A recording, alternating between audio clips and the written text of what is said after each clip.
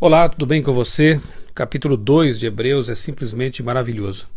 Um capítulo que fala de um Deus que se fez homem, sofreu como seres humanos, os entende, portanto, e intercede em nosso favor neste momento no santuário celestial. O verso 1 faz um convite: jamais nos desviemos do caminho que conhecemos. Não basta ir a Jesus, temos que permanecer nele. Não basta estar ou conhecer o caminho da verdade, temos que permanecer neste caminho. Jamais nos desviemos. Verso 3: como escaparemos se negligenciarmos tão grande salvação? Aqui Paulo, o autor de Hebreus, está dizendo que tudo foi feito para a nossa salvação, tudo que o céu poderia ter feito para nos salvar foi feito. E essa verdade, esse caminho de salvação nos foi apresentado pelos anjos, pelos discípulos, por Jesus. Então, se rejeitarmos tudo isso, como escaparemos se negligenciarmos realmente essa salvação? Não podemos fazer isso. Verso 4: o objetivo dos milagres, sinais, maravilhas e dons é chamar nossa atenção para o que é mais importante, a salvação. Hoje, infelizmente, muitas pessoas têm usado de forma errada, isso não vem de Deus, os sinais, os milagres para enriquecimento pessoal, para promoção de causas humanas, quando na verdade tudo isso, segundo a Bíblia, foi dado realmente para que as pessoas pudessem conhecer Jesus e ser salvas.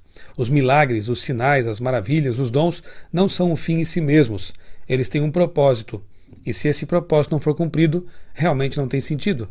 Verso 8: quando Cristo voltar, finalmente todas as coisas lhe serão sujeitas, o reino do pecado terá fim. A morte de Cristo o dignificou e honrou ainda mais perante todo o universo. Verso 10: sem Deus não existiríamos. Existimos porque Ele pensa em nós. Portanto, Deus não é somente o Criador, o nosso Criador. Ele também é o nosso mantenedor. Ele mantém a vida. Ele mantém a atmosfera, o ar respirável, ele mantém o sol funcionando para que possamos receber a energia vital que vem de lá. Ele mantém a Terra girando em torno de si mesma, em torno do Sol. Ele mantém as leis e constantes do universo que possibilitam que a vida exista, que a realidade exista. Deus é o nosso mantenedor. Verso 10 ainda nos diz que Deus, e por causa dele, e por meio dele, tudo existe. Verso 11: Jesus não se envergonha de nos chamar de irmãos, e nós temos vergonha dele? Ele se fez carne, ele se fez ser humano e por isso nos considera seus irmãos. Que privilégio o próprio Deus, o Criador do universo, nos chamar de irmãos.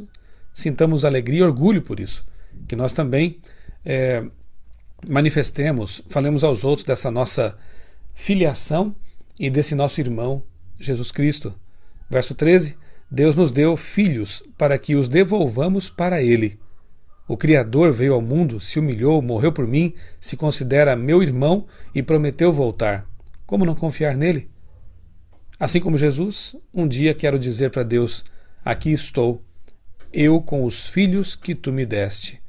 Que Deus nos abençoe, nós que somos pais, você que é mãe, para que nos dê sabedoria a fim de criarmos nossos filhos no caminho do Senhor e um dia temos o privilégio, a alegria de dizer para Deus: aqui estou eu, salvo, e com os filhos que tu me deste de presente, eu quero devolvê-los agora para ti. Versos 14 e 15, com a sua morte, Jesus nos libertou do poder e do medo da morte. Graças ao que Jesus fez por nós, graças à salvação comprada na cruz, não mais precisamos ter medo da morte. Ainda que nós venhamos a dormir para este mundo, nós temos a promessa da ressurreição, nós temos a promessa da vida eterna. Então não tenha medo, nem da vida, nem da morte, nem de nada, porque o Criador ama você, o Todo-Poderoso está do seu lado. Entregue sua vida a Ele e confie nele. Jesus se identificou totalmente com seus filhos, tornando-se como eles. Verso 17: como é bom saber que no céu temos um advogado em cujo peito bate um coração humano. Jesus manteve seu corpo humano, dizendo com isso que se identifica conosco e que tem uma estreita relação conosco. Como é bom saber que no coração, no peito de Deus, o Jesus Cristo, bate um coração humano. Os que promovem matança de animais darão contas a Deus, é o que diz também o verso 17. Deus quer que sejamos misericordiosos com toda a sua criação. Deus deixou o ser humano como administrador dessa criação e Ele espera que nós tratemos bem todas as suas criaturas. Verso 18: Tendo em vista o que ele mesmo sofreu, quando tentado, ele é capaz de socorrer aqueles que também estão sendo tentados. Quem é tentado e resiste até o fim, conhece a intensidade da luta. Quem é tentado e cede, não. Jesus conheceu. Ele foi tentado em todas as coisas, até de modo muito mais intenso do que nós, porque ele, sendo Deus, poderia se livrar de qualquer tipo de tentação e de sofrimento, mas ele suportou até o fim, por amor a nós. Portanto, ninguém mais conhece realmente o poder da tentação do que Jesus. E ele, como entende o que é isso, nos socorre em nossas tentações. Eu sou o pastor Michelson Borges, desejo a você um dia muito feliz, muito abençoado, na companhia de Jesus, o nosso irmão.